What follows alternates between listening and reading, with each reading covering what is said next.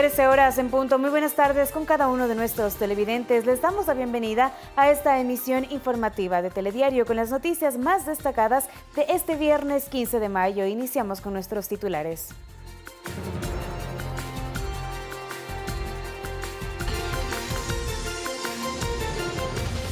El Ministerio de Inclusión Económica y Social arrancó con la segunda etapa de entrega del bono de protección familiar para apoyar a las familias vulnerables durante la emergencia sanitaria. Hasta el momento se han beneficiado a 950,000 personas. 600 millones de dólares registra el sector turístico del Ecuador en pérdidas a causa de la pandemia. Autoridades trabajan en protocolos para reactivar progresivamente las actividades. Los diferentes centros comerciales del país están a la espera de retomar sus actividades con diferentes protocolos de seguridad. El distanciamiento social será primordial para evitar la propagación del coronavirus. El gobierno nacional solicitó que todos los procesos de compras públicas realizados durante la emergencia sanitaria sean abiertos al público y puedan ser revisados por la ciudadanía para ayudar a combatir la corrupción. En lo internacional, el ministro de Salud brasileño Nelson Teich renunció al cargo a menos de un mes de su nombramiento por discrepancias en cuanto al manejo de la pandemia en el país sudamericano.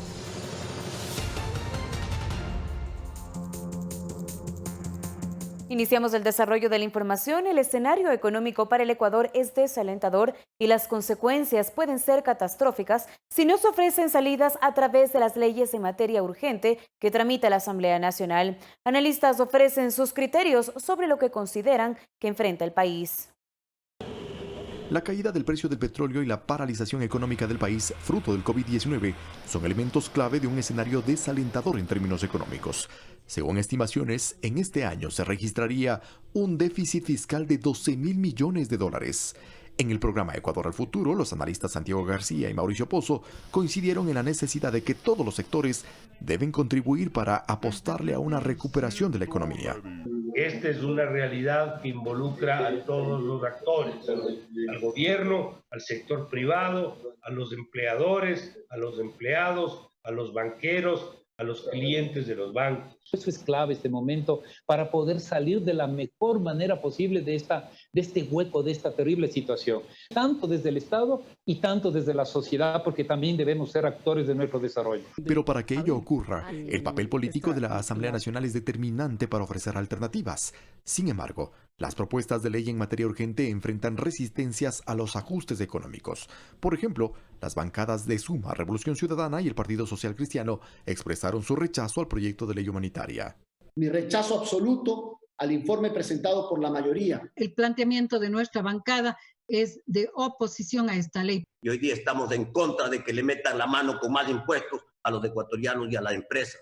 Y fue una posición que se mantuvo incluso luego del pedido que hiciera el presidente Lenín Moreno a su bancada y a la misma asamblea, que elimine de la ley humanitaria todo lo relacionado a las contribuciones y con ello llegar pronto a acuerdos.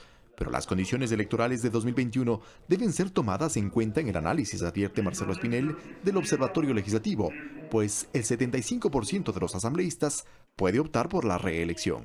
Y eso pues llama mucho la atención, porque seguramente una gran cantidad de legisladores no están pensando en los momentos tan críticos que vive el país, sino que están pensando en las próximas elecciones, aumentando así un sistema clientelar que atravesamos en nuestro país. Si no hay alternativas, respuestas o consensos, en términos económicos se pondría en riesgo incluso al sistema de dolarización, advierten los analistas.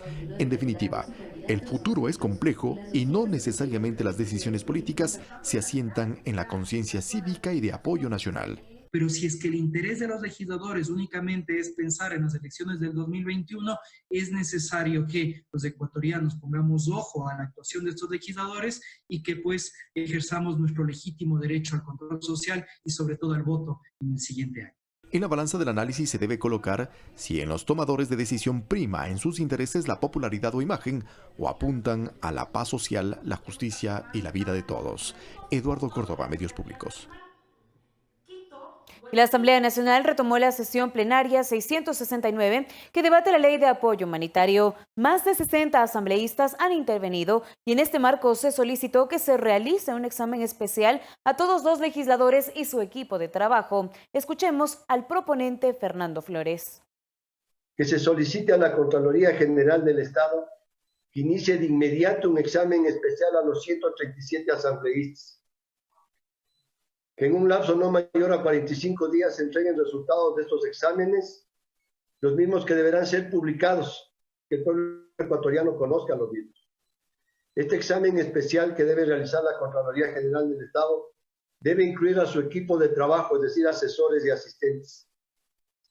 No puede ser, señor presidente y señores legisladores, que la institucionalidad de la Asamblea Nacional se vea manchada. Que nos pongan a todos en el mismo saco. No es justo. No somos todos así, señores asambleístas. Y un nuevo caso de corrupción investiga la Fiscalía que involucra al asesor del asambleísta Daniel Mendoza, a varios funcionarios públicos y a contratistas de Manabí a cargo de la reconstrucción de un hospital básico en Pedernales afectado por el terremoto de 2016. En 9 allanamientos se encontraron más de $1.600.000 en efectivo y en cheques. Se incautaron 4 armas de fuego, 14 celulares, 36 balas y chalecos antibalas. Hay 9 personas detenidas y procesadas por lavado de activos. El presidente de la República, Lenín Moreno, en su cuenta de Twitter, reaccionó frente a las acciones de las últimas horas y precisó que las investigaciones llevaron varios meses y que la Fiscalía deberá actuar para que todo el peso de la ley caiga sobre los culpables. La ministra de Gobierno, María Paula Romo, no descartó que en las próximas horas hayan más detenidos. De nacionalidad ecuatoriana, entre ellos servidores públicos, trabajadores del municipio, asesor de la Asamblea, involucrados en el comprometimiento de hechos de acción pública, tales como asociación ilícita, tenencia y porte de armas de fuego, cohecho, enriquecimiento ilícito. Las personas que están detenidas, que se encuentran detenidas, eran las personas blanco de la investigación. Cuando las investigaciones continúen, que ya estará en manos de la Fiscalía y de los jueces, en esas investigaciones se determinará si es que hay más involucrados o si es que alguno de los detenidos es inocente. Sellos de instituciones públicas, de municipios, de gobierno provincial, de instituciones del gobierno central. Algunos de ellos son funcionarios públicos. Cada uno tendrá que esclarecer cuál es su participación con el contrato de obra pública relacionado al hospital de Pedernales. Esa es una de nuestras presunciones, esa fue una línea de investigación. El gobierno estuvo sobre este tema desde hace ya muchos meses. La primera adjudicación del contrato fue dada de baja porque se presentaron garantías falsas para la construcción. Las garantías no eran garantías verdaderas, habían sido falsificadas. Esto terminó con ese contrato, se hizo un nuevo proceso y el gobierno no ha perdido de vista ni esos contratos.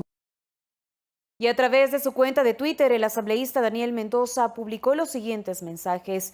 Frente a los hechos relacionados al allanamiento en Calceta y en las insinuaciones malintencionadas de grupos interesados en caotizar, pido a las autoridades de justicia que actúen con la celeridad e independencia para que se aclare lo ocurrido. Además, señaló, colaboraré en todo lo que quieran las autoridades. La transparencia y el respeto al debido proceso son banderas de lucha que siempre defenderé sin importar las circunstancias. Mendoza finalizó indicando que dado que cualquier pronunciamiento en mi calidad de legislador podría malinterpretarse como una injerencia en la justicia, no me referiré más al tema mientras se desarrolle las diligencias.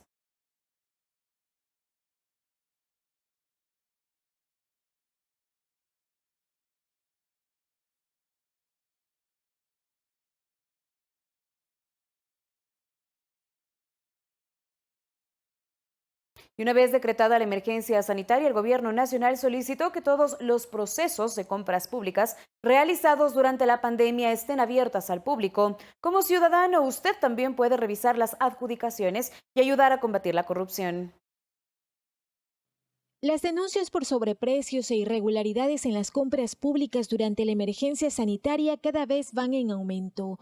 Hay 20, 30 hospitales de este momento a nivel nacional en la que hay auditorías de Contraloría y de fiscalización. Nuestra función como Ministerio de Salud es receptar las denuncias que hay o revelar aquellas denuncias que hay. Un sistema de corrupción horrible, en gente que, y utilizando los recursos de gente pobre, de gente enferma, de gente que necesita, gente que ha fallecido.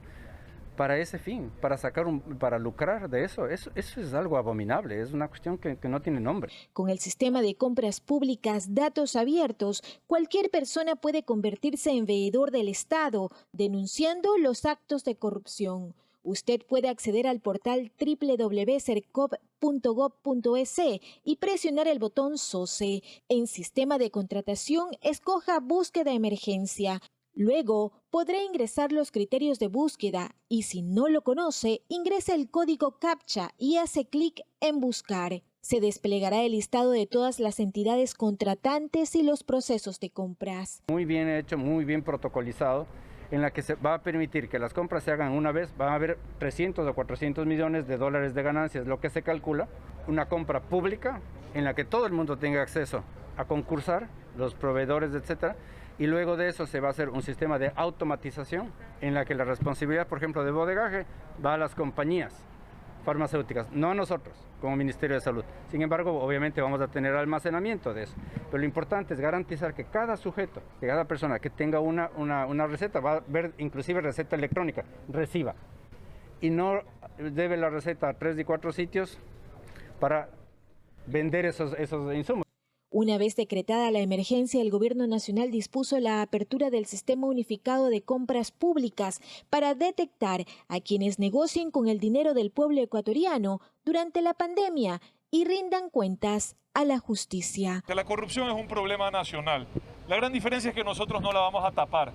El que ha cometido un acto de corrupción responde a la ley. No vamos a defender a ningún, disculpe, miserable que quiera peor abusar de esta situación para enriquecerse.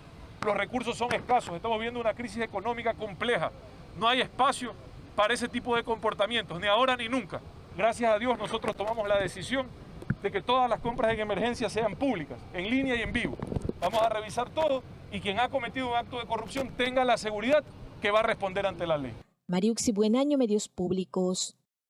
Y este jueves la Fiscalía Provincial de Imbabura, con el apoyo de la Policía Nacional, allanó los domicilios de un funcionario de la municipalidad de Antonio Ande en un proveedor y también las oficinas del municipio por presuntas irregularidades en la adquisición de alrededor de 20 canecas de desinfectante de amonio cuaternario por un valor de $425, cuando los precios en el mercado oscilan entre los $45 y $160. En el operativo se incautó 6 computadores, 3 teléfonos celulares, 2 dispositivos de almacenamiento, varias carpetas con documentos sobre el proceso de compras públicas para la adquisición de los insumos de bioseguridad, 2 libretas de ahorros, 4 cartones de mascarillas y respiradores, desinfectantes, gel y jabón antibacterial, y fueron fijados e ingresados bajo cadena de custodia en las oficinas de la Policía Judicial de Imbabura.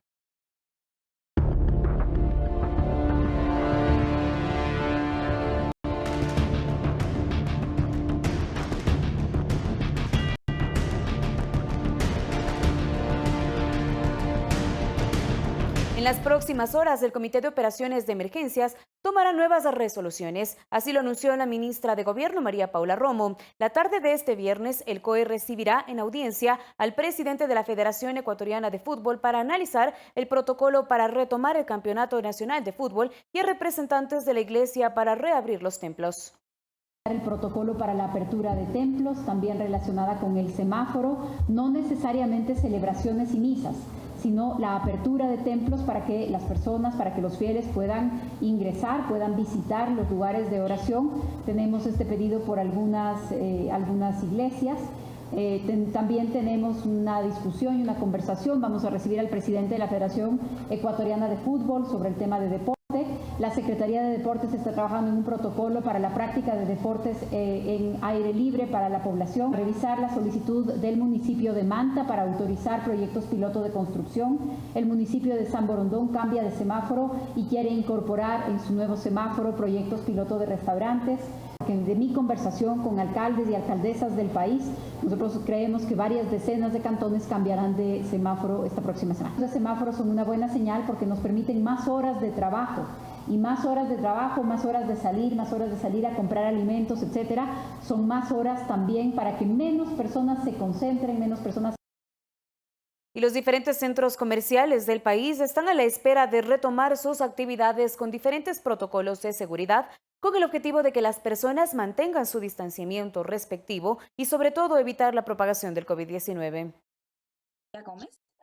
Representantes de los centros comerciales del país, mediante una rueda de prensa telemática, dieron a conocer cuál será el protocolo para su próxima reapertura de acuerdo al color de la semaforización de cada cantón. Para iniciar, lo primero que realizarán es una campaña de educación para sus colaboradores y también para los visitantes.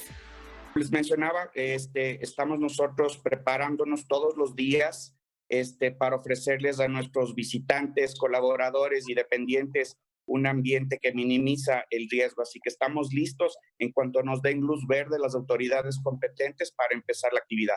Hay ciertas zonas del centro comercial que no podrán volver todavía, como las zonas de entretenimiento, pero el resto del centro comercial está totalmente organizado, está señalizado y está totalmente equipado para cumplir con las normas de bioseguridad. Volver a un centro comercial como lo hacíamos antes, sin las debidas normas de bioseguridad, nunca más será posible. Estas serán las siguientes medidas que se aplicarán para su ingreso. Reduciremos el número de ingreso de puertas habilitadas. Todas las personas que ingresen deben llevar colocado un cubreboca y nariz, una mascarilla. No se permitirá el acceso en ningún sitio si no lo lleva colocada de manera correcta. Toda persona que ingrese en el centro comercial deberá pasar por un proceso de desinfección, zapatos, manos y toma de temperatura. Y se dará por cada ingreso en las instalaciones, sin importar si sea de manera repetitiva. Como una medida de prevención objetiva y justificada para evitar contagios en los centros comerciales, la persona que presente temperatura corporal por arriba de los 37.5 grados centígrados no podrá ingresar y será recomendada que acuda a asistencia médica acorde a los lineamientos del Ministerio de Salud Pública. Frente a algunas de las disposiciones que mencionó la ministra de Gobierno, María Paula Romo, para la reapertura de estos lugares, está la regulación del aforo. Pueden funcionar en semáforo amarillo con un 30% del aforo, independientemente del aforo que ya está regulado para los comercios de los servicios esenciales. Si, por ejemplo, en su interior hay un supermercado o una farmacia, sigue funcionando con sus propias reglas, pero con muchas restricciones para los patios de comidas, para los lugares de juego o para el uso, por ejemplo, de ascensores dentro de este tipo de instalaciones. Según lo mencionaron representantes de estas actividades comerciales, las pérdidas durante esta emergencia sanitaria han sido incalculables. Ellos esperan que el COE Nacional pronto dé paso a sus protocolos para comenzar a funcionar. Carla Arzentales, Medios Públicos. Cerca de 5.000 funcionarios de los juzgados de primer nivel del país retornarán a sus actividades parciales desde el lunes 18 de mayo. Sin embargo, aún no existirá atención al público. El vocal de la Judicatura, Juan José Morillo, anunció que para junio se creará la plataforma SATG Web y los expedientes serán virtuales. A 2 meses de suspender sus actividades, el personal de las unidades judiciales de primer nivel del país retornará a sus labores, pero de forma parcial, explica el vocal del Consejo de la Judicatura, Juan José Morillo. No se trata del restablecimiento del servicio de justicia en esas unidades.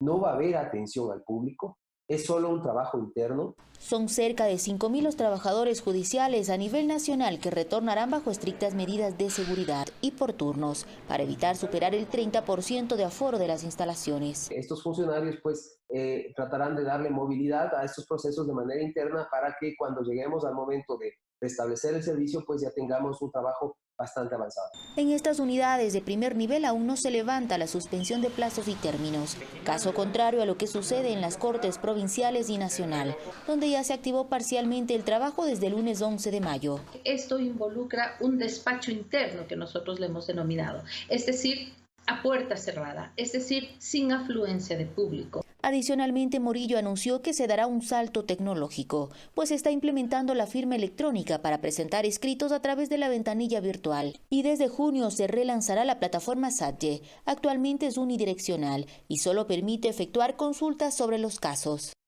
El SATG Web le permite interactuar, es decir, en este sentido, los abogados en libre ejercicio, abogados del Estado o de empresas públicas y privadas, podrán realizar y presentar demandas de manera electrónica desde sus despachos, desde sus oficinas, sin necesidad de trasladarse hacia las unidades judiciales. Inicialmente se implementará en las ciudades de Quito, Guayaquil y Cuenca y luego se ampliará al resto del país. De esta manera se reducirá parcialmente la movilidad de personas. Olga Velasco, Medios Públicos. El Ministerio de Turismo oficializó protocolos para la reactivación y recuperación económica de restaurantes, agencias, transporte y destinos turísticos, un sector cuya actividad económica se vio afectada por alrededor de $600 millones en solo 2 meses por el confinamiento dispuesto por las autoridades ante el avance del COVID-19 en el país.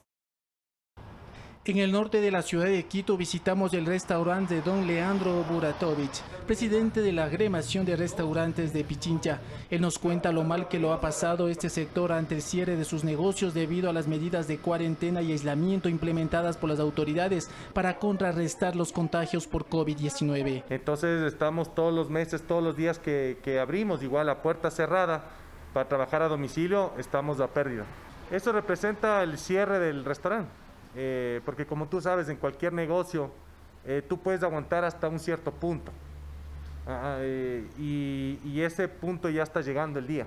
O sea, ya estamos acabando con los últimos cartuchos, si se podría decir. Por ello están de acuerdo con el plan de reactivación y recuperación que lleva adelante el Ministerio de Turismo con la implementación de un estricto plan de bioseguridad. Cuando entras tiene que haber un instructivo en la entrada de cada establecimiento donde te dice todos los requisitos y los procesos que el cliente debe seguir al ingresar a tu establecimiento. El plan de bioseguridad contribuirá a guardar esta distancia entre los comensales, pero también pretende crear un ambiente de confianza, señala. Se tiene que retirar la mascarilla, se va a tener que retirar en el círculo de confianza, vas tú con tu familia, no puedes estar con la mascarilla y cada vez que comes hacer esto, es imposible. Debido al paro de actividades generada por las medidas de cuarentena y aislamiento entre los meses de marzo y abril, el sector turístico sufrió pérdidas por alrededor de $600 millones. Para hacer frente a este escenario, el Ministerio de Turismo alista protocolos para implementar el distanciamiento social en negocios como restaurantes. Así lo indica Ricardo Zambrano, viceministro de Turismo. ¿Cuál es el objetivo fundamental? El objetivo fundamental es minimizar los riesgos a nivel del consumidor y minimizar los riesgos a nivel también de los empleados del sector de alimentos y bebidas. Enfatiza que la aplicación de estos planes y la reapertura de este tipo de negocios están sujetos a la semaforización que establezcan cada uno de los GATS cantonales. No obstante, existe una preocupación en este sector. Al 30% del aforo y con menos gente en la calle va a ser muy difícil, muy complicado llegar a un objetivo que nos pongamos nosotros los empresarios. Las agencias de viaje, operadores turísticos y el transporte turístico terrestre, el agroturismo, turismo rural y el de haciendas, destinos y otros sectores de esta actividad contarán próximamente con un protocolo para su rehabilitación paulatina en medio de la emergencia sanitaria que vive el país. Juan Carlos Figueroa, Medios Públicos. En sesión extraordinaria del COE cantonal en San Borondón, las autoridades resolvieron que entre las semanas del 18 al 31 de mayo, la ciudad cambiará del semáforo en rojo al amarillo. Según el alcalde Juan José Yunes, la decisión implica la circulación del transporte intercantonal, el transporte público gratuito Sambo Trolley, para recorridos dentro del cantón desde las 7 de la mañana hasta las 18 horas. Para vigilar las medidas se instalarán mesas amarillas para atención en restaurantes, construcción, locales comerciales y tránsito. También se mantendrán operativas todas las instituciones de servicio primario. Nosotros, por todo el cantón, nos informa que cerca del 60% de la población ya ha sido contagiada. Y si sumamos el porcentaje de falsos negativos, puede implicar que hasta el 70% de la población ya ha sido contagiada. Tenemos también los informes que nos da Secretaría de Riesgo y Ministerio de Gobierno que nos entregó esta semana, coronel. Nos dicen que han bajado considerablemente el número de llamadas al ECO 911. El día de hoy permite y nos da la pauta de a partir día lunes 18 de mayo cambiar el color de semáforo al color amarillo. En otro tema, en la provincia de Morona, Santiago, el hospital de Macas necesita más camas en la unidad de cuidados intensivos. El municipio y la prefectura unirán esfuerzos para entregar 10 unidades a esta casa de salud. También se tiene previsto comprar pruebas rápidas para la detección del COVID-19. El municipio y prefectura de Morona Santiago fortalecerán el Hospital General de Macas. El objetivo es entregar a este centro de salud 10 camas completamente equipadas en la unidad de cuidados intensivos. Hemos conversado estos días con el señor prefecto y su personal técnico para una suerte de una minga, bajo un convenio de apoyo interinstitucional, dotar de equipos necesarios para que de esas 3 camas incrementar a 10 camas con cuidados intensivos en nuestro hospital provincial de Macas, dotar de las pruebas COVID que tanta falta hacen.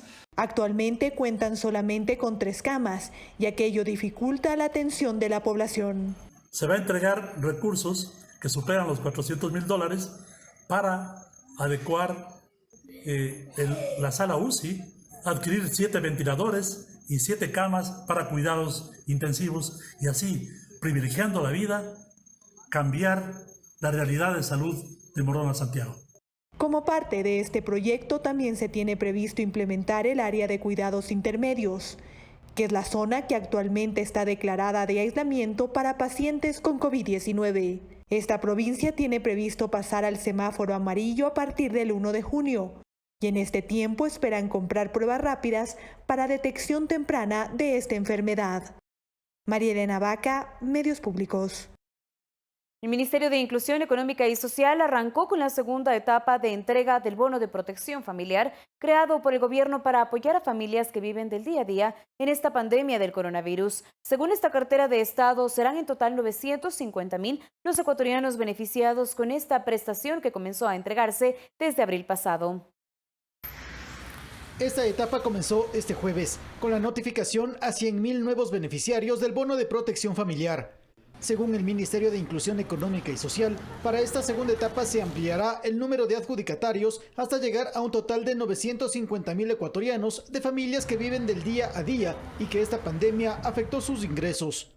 Son personas aquellas que viven del día, por ejemplo, que viven en una pequeña peluquería, que viven del trabajo en temas artesanales o del comercio ambulante. En esta segunda fase de entrega del bono de protección familiar se efectuará un pago único de $120 por intermedio de 10.500 puntos de pago a escala nacional, principalmente a través de los corresponsales no bancarios. Es decir, el banco del barrio y mi vecino. En una primera fase, el bono de protección familiar atendió a 400,000 ecuatorianos. De ellos, el 88%, 351,916, son mujeres y de ese número, el 45% se desempeñan como jefes de hogar. Le agradezco al gobierno, el bono me va a ayudar en la alimentación. Porque ahorita no tengo trabajo y con esta es una ayuda para mi familia. Desde este viernes, la base de beneficiarios del bono de protección familiar se incrementa en 550,000 personas más. Para saber si usted es beneficiario, ingrese a la dirección web www.inclusion.gov.es.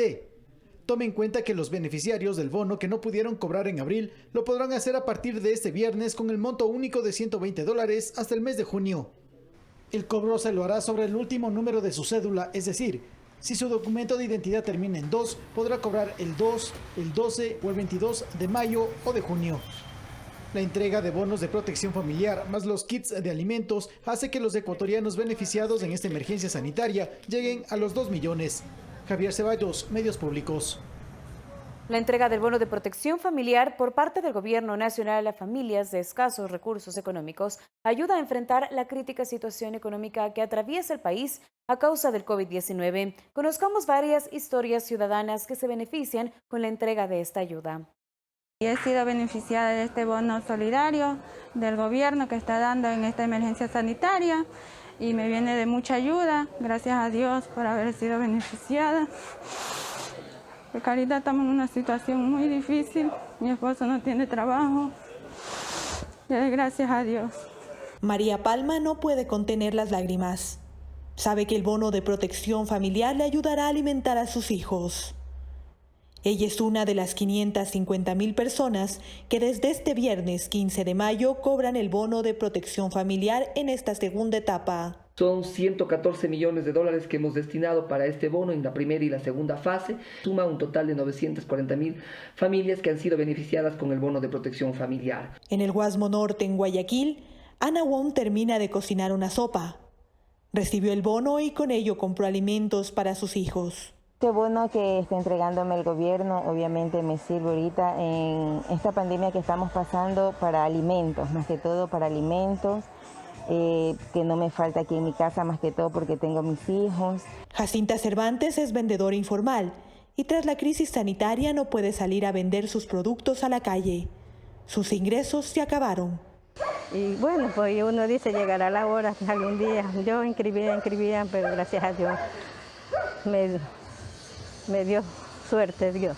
En la primera fase, en abril, 400,000 familias ya accedieron al bono. El Ministerio de Inclusión Económica y Social les notifica a los beneficiarios mediante mensaje de texto y también por llamada telefónica que realizan a través del call center. Un tercer medio es la página web que tenemos a través de un link donde ingresan su número de cédula y se les indica su condición de beneficiario y los puntos de pago donde pueden recibir el bono.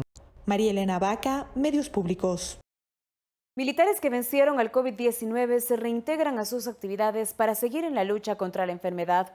Ellos permanecieron aislados por 14 días en el cuartel Rumiñahui, al norte de Quito, uno de los lugares habilitados para recibir a los soldados infectados.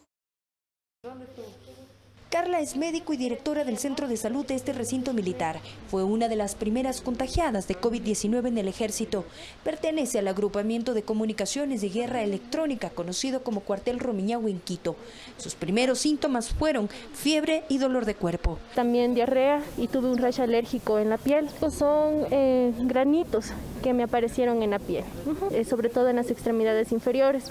Las pruebas rápidas y de PCR que le practicaron resultaron negativas. Dijo que en 5 días más tenían que repetirme la prueba, que fue una prueba rápida en la cual me salió que yo ya tenía anticuerpos para el coronavirus. Carla estuvo en aislamiento por 14 días. Recibió tratamiento en ese cuartel, que es uno de los espacios en Quito dispuesto para recibir a los militares infectados. Todavía no he regresado a mis funciones por recomendación de los epidemiólogos. Cristian Chilla es otro paciente recuperado.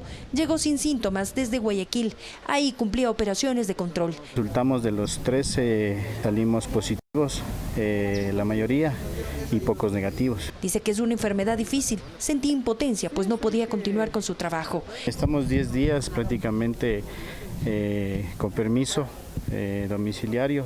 El comandante del agrupamiento de comunicaciones y guerra electrónica, Henry Delgado, indicó que el recinto militar tiene 8 áreas de aislamiento y observación. Hemos llegado a tener hasta 21 pacientes con COVID positivos y un total de un pico de hasta 61 pacientes al mismo tiempo.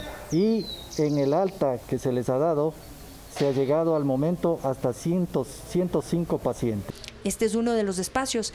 La lista de los infectados está en la puerta. Médicos ingresan con trajes especiales que son desechados cuando salen. En una sala de transición son examinados los infectados. Su monitoreo es permanente. También reciben apoyo psicológico. Inicialmente tuvimos unos pacientes que llegaron de Guayaquil cuando se intensificó la propagación de este virus. Los alimentos llegan a través de una ventanilla. Utilizan vajilla desechable. Un tipo de contacto con quien los sirve, reciban su alimentación y luego el tratamiento de los desechos utilizando las fundas de color rojo. El centro de salud cuenta con pruebas para el diagnóstico rápido, una medida preventiva para tratar de contener el virus. Una, pues las que adquiere nuestra institución, nuestras Fuerzas Armadas, la otra a través del ISFA y la otra a través de donaciones. En el fuerte militar los contagios han bajado. Solo hay 12 pacientes que se recuperan. Sin embargo, las instalaciones están habilitadas para atender a soldados de otras provincias. Valeria Villarroel, Medios Públicos.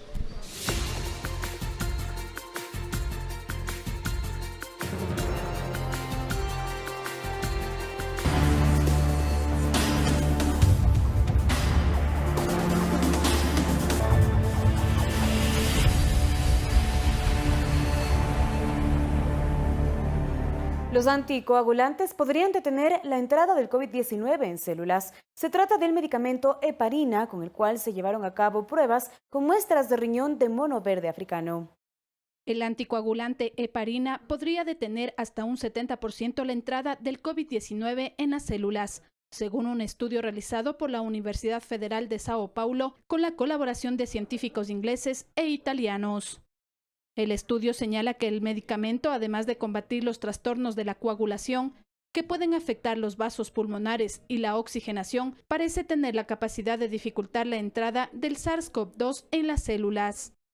Según el doctor paraguayo Alfredo Bocia, la utilización de este medicamento podría evitar que más personas lleguen a terapia intensiva. Parece ser que cuanto antes se inicie, cuando el paciente está todavía en la etapa previa a requerir una internación, cuando está con los primeros síntomas, a partir de allí hay ya que hacer una prevención, un tratamiento profiláctico, preventivo, con heparina para evitar que se llegue a ese estado, ¿verdad?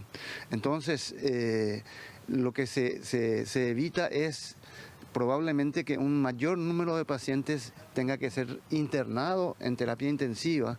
Los científicos realizan pruebas de laboratorio en linajes celulares provenientes del riñón de mono verde africano. Perché non podemos tratar così con la heparina, che è un potente antinfiammatorio, così questi nostri pazienti?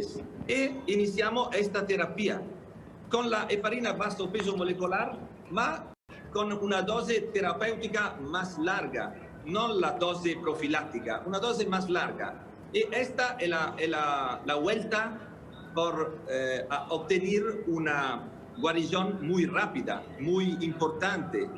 Durante el estudio de la heparina, el grupo descubrió que además de servir como coagulante, este medicamento se puede unir a varias proteínas como las de factores de crecimiento y las citocinas que se unen a receptores específicos en la superficie de las células diana. Fernanda de la Bastida, Medios Públicos. En más noticias, tras las rejas fueron puestos los responsables del ataque a 2 policías en la provincia de Morona, Santiago, de los saqueos en Ambato y otros delincuentes que atemorizaban a la población en varias ciudades del país. La agresión a 2 uniformados que se encuentran hospitalizados ocurrió en la comunidad de San Rafael, en el cantón Huamboya, provincia de Morona, Santiago. Los policías intervinieron para evitar una riña ciudadana. Se había registrado una fiesta familiar donde estaban varias personas en estado de embriaguez y uno de ellos con un machete se encontraba agrediendo a los demás. Los hechos de violencia fueron alertados al servicio de emergencia EQ 911 la madrugada del jueves. Los ciudadanos irrespetaron el toque de queda. Detenido el señor Francisco Y, de 24 años de edad, por el hurto del vehículo y daño a la propiedad del Estado, y el señor Manuel Y, de 25 años de edad, el mismo que se encuentra herido por arma de fuego. En las últimas horas, la policía detuvo además a los responsables de los saqueos en los alrededores del mercado mayorista de Ambato. 8 personas serían parte de una organización delictiva. Están retenidas. De la saturación de la vía, producto del comercio informal existente en el sitio, empezaron a atentar contra la propiedad de las personas, de los vehículos que circulaban en ese sector. Uno de los apresados tiene un amplio historial delictivo. Detenido el señor Francisco Y, de 24 años de edad, por el hurto del vehículo y daño a la propiedad del Estado, y el señor Manuel Y, de 25 años de edad, el mismo que se encuentra herido por arma de fuego. El comandante de la policía se refirió a la capacidad de reacción en medio de la emergencia sanitaria. Hay que presentar las denuncias. En la pandemia se ha demostrado también que crisis y catástrofes como esas ameritan instituciones fortalecidas, instituciones fuertes. Vamos a reactivar las actividades productivas, vamos a reactivar las actividades industriales, pero esto se tiene que hacer en orden, en calma, con sujeción a la ley, con disciplina, y que de ninguna manera esta recuperación, esta reanudación de actividades o esta nueva normalidad vaya a ser aprovechada por delincuentes.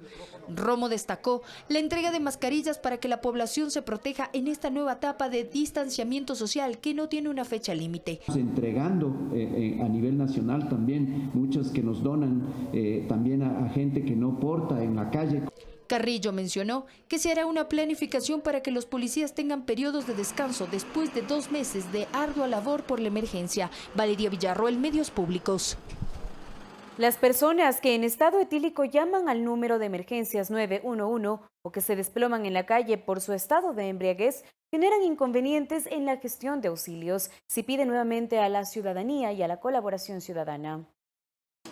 Este caso, que se viralizó en redes sociales, ocurrido en Quito el miércoles pasado, generó preocupación e intranquilidad en los moradores de un sector residencial en el norte de la capital.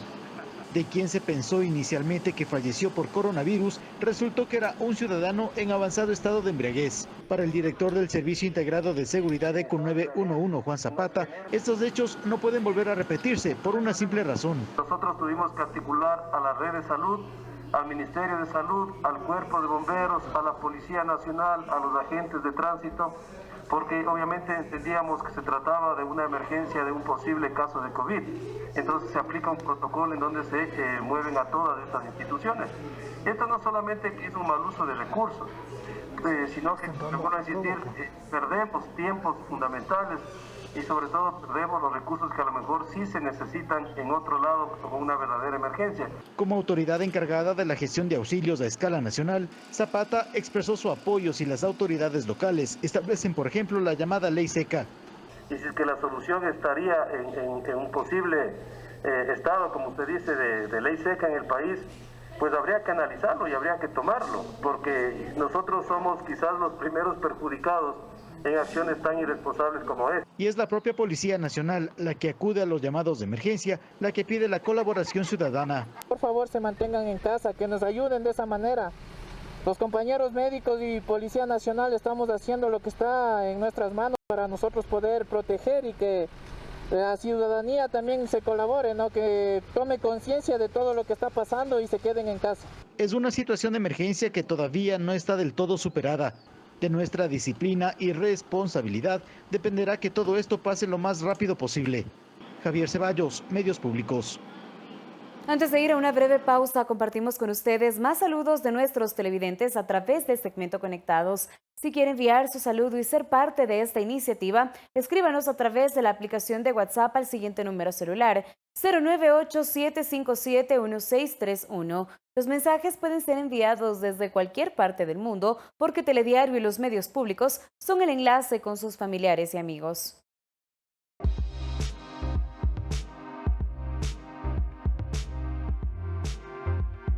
Hoy quiero decirles sobre el distanciamiento social y el correcto lavado de manos. Cuando vamos a salir a hacer compras tenemos que tener 2 metros de distancia, un cubrebocas y lentes para que no nos dé esta enfermedad y tengas a salvo a tu familia y a ti. Cuando llegamos a casa tenemos que hacer el correcto lavado de manos. El lavado de manos tiene que durar a 20 a 30 segundos para hacerlo. Eso es todo.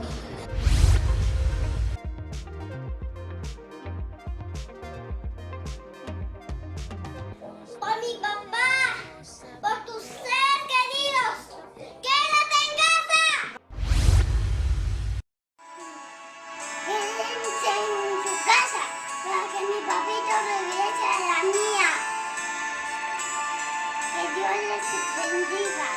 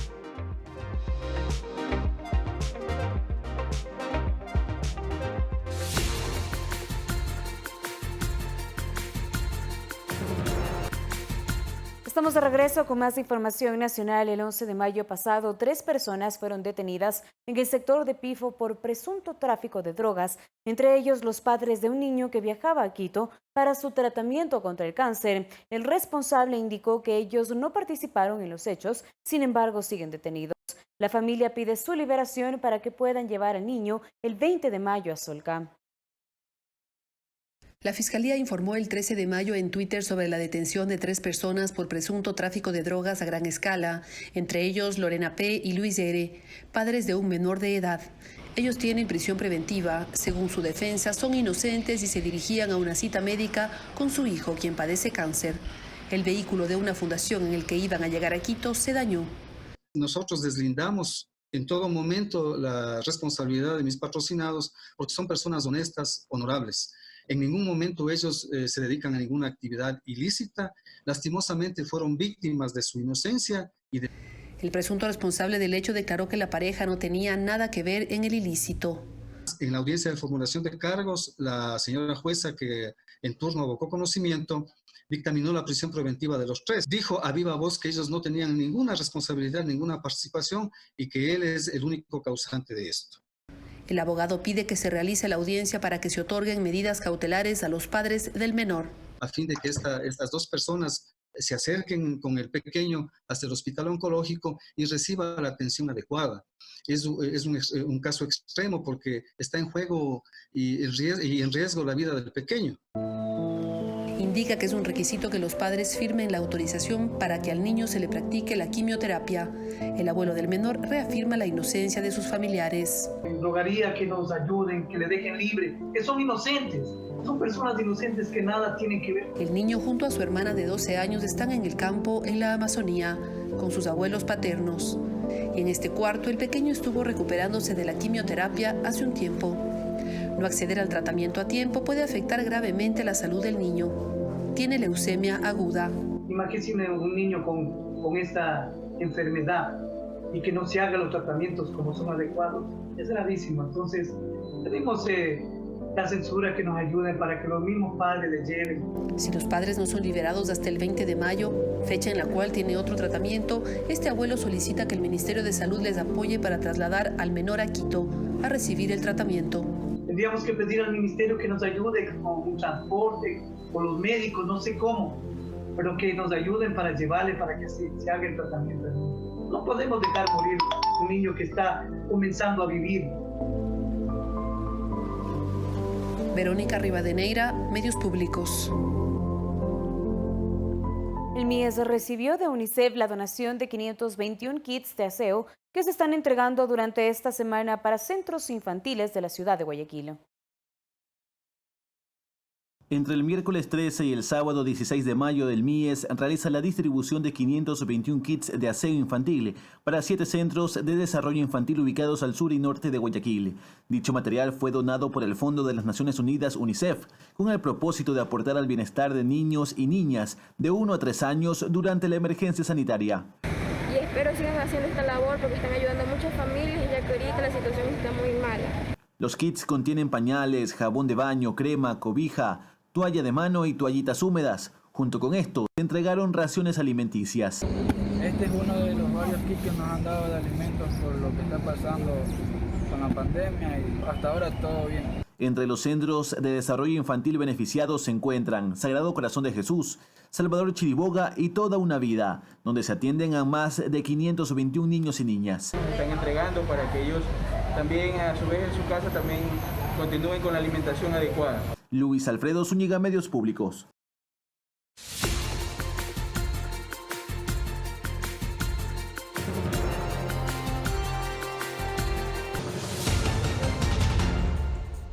Iniciamos el desarrollo de las noticias del mundo. La falta de vacunas para enfrentar el coronavirus y las permanentes acusaciones a China forman parte de los temas que marcan la agenda de la Casa Blanca. Guadalupe Ayoví desde Estados Unidos nos tiene un informe. ¿Qué tal, Carla? Buenas tardes, amigos televidentes. Así es, en la constante lucha por encontrar la cura para el coronavirus se desata una controversia entre el presidente Donald Trump y uno de los epidemiólogos destituidos en días pasados por advertir precisamente sobre la pandemia. Asimismo, China denuncia como calumnias los señalamientos del FBI al informar que asiáticos estarían robando información para encontrar la vacuna del coronavirus. Lo revisamos en la siguiente nota. El anuncio fue hecho en una comparecencia ante la Cámara de Representantes. Rick Bright dio nuevamente una fuerte advertencia a Estados Unidos. Nuestra ventana de oportunidad se está cerrando. Si no logramos mejorar nuestra respuesta ahora, basada en la ciencia, me temo que la pandemia empeorará y se prolongará. Es probable que haya un rebrote de COVID-19 este otoño y vendrá acompañado de los retos de la gripe estacional. Sin una planificación apropiada, el de 2020 podría ser el invierno más oscuro de la historia moderna. El Dr. Bright informó que la gripe de 2017 dejó más de 79,000 muertes. En la actualidad, el coronavirus supera esta cifra. El epidemiólogo aseguró que Estados Unidos no está preparado para la crisis de salud que se avecina. Nos estamos quedando sin tiempo porque el virus aún se está propagando por todos lados. La gente se está impacientando por salir de casa y tenemos que tomar decisiones cruciales sobre cómo equilibrar economía y ciencia. A través de su cuenta de Twitter, Donald Trump, presidente de Estados Unidos, expresó: "No conozco al supuesto informante Rick Bright. Nunca me encontré con él o escuché sobre él. Para mí es un empleado descontento, no apreciado ni respetado por las personas con las que hablo". En tanto, las acusaciones no terminan para China. Esta vez el FBI denunció que piratas informáticos, investigadores y estudiantes cercanos a China robaron información de institutos universitarios y laboratorios públicos en beneficio del país asiático. China expresa su disgusto y su firme oposición a tales calumnias por parte de Estados Unidos. A juzgar por sus antecedentes, Estados Unidos ha llevado a cabo las mayores operaciones de robo por Internet a escala mundial. China ha conseguido importantes logros estratégicos en su lucha contra la epidemia de COVID-19 y también está a la vanguardia de la investigación sobre una vacuna. Por lo tanto, tiene más razones que nadie para sospechar del robo de información en Internet. Desde el inicio de la pandemia, varias empresas farmacéuticas chinas han desarrollado una vacuna y unas 3 han hecho las pruebas en humanos. Guadalupe Ayoví, Medios Públicos. Este es el panorama aquí en los Estados Unidos, en medio de polémicas y la cercanía a un proceso electoral que busca la reelección presidencial, cuando se registran cerca de 1.418.000 casos y más de 86.000 muertes. Hasta aquí el reporte, regresamos a Estudios Centrales de Ecuador.